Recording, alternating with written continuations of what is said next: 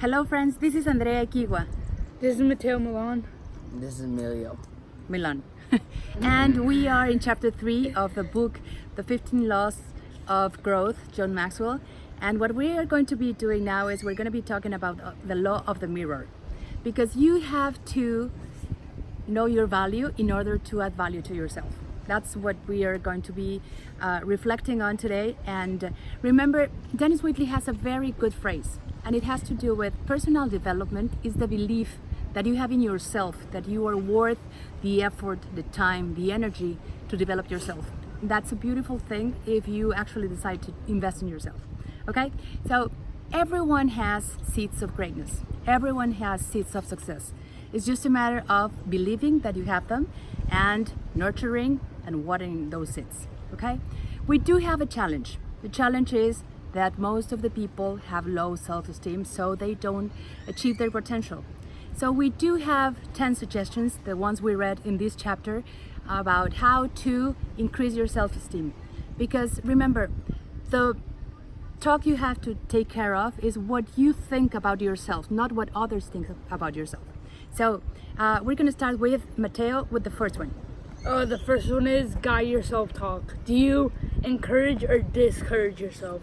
Now, this is super important because when you have self-esteem, you either encourage yourself to do stuff or you say bad stuff about yourself, and that's gonna bring you down and you don't want that. Okay, that's the first one. Emilio has the second one. The second one is stop comparing yourself to others. There's always going to be someone better, and if you compare yourself, the only thing you're doing is devaluing yourself.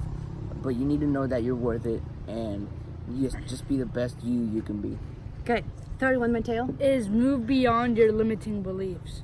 Sometimes when the worst things that we say, the worst things are the things that we say. So say To ourselves. I'm super bad at baseball. That means I'm gonna be bad at baseball.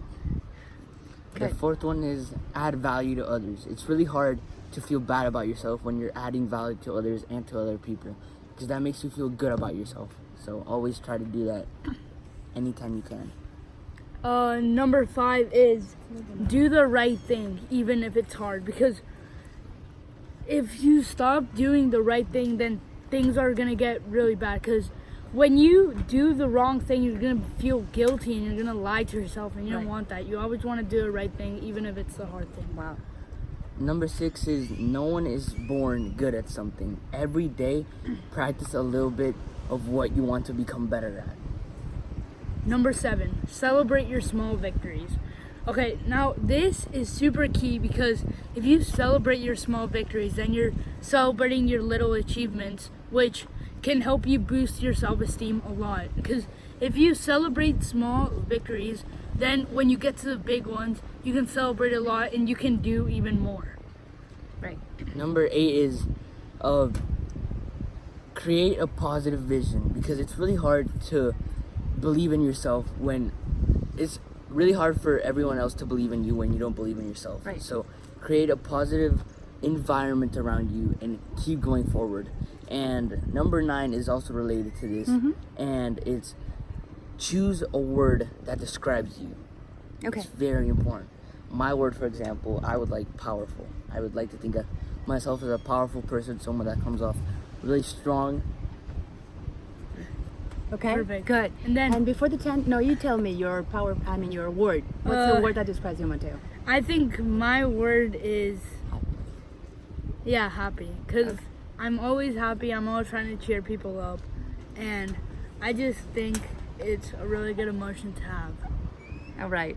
I'm going to share my word, and I think I'm a game changer. I'm always just trying to think how things can be done different. I like to disrupt the established things. So I think I'm a game changer. And number 10. Number And 10. number 10, you have to take responsibility of your life because you tolerate what you get. So say my brother, he keeps on being mean to me or hitting me sometimes. I have to tolerate that because if I don't say anything, then he's just gonna keep hitting me. Same with life. If you think that you should be paid $1 an hour, then you're probably gonna get paid $1 an hour. Right.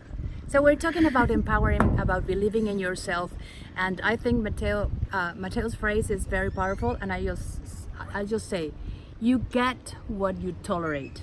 Just this is amazing. This is something I learned, and that helped me just setting some limits to things that I didn't want to tolerate in my life. So my question for you would be, what are you tolerating?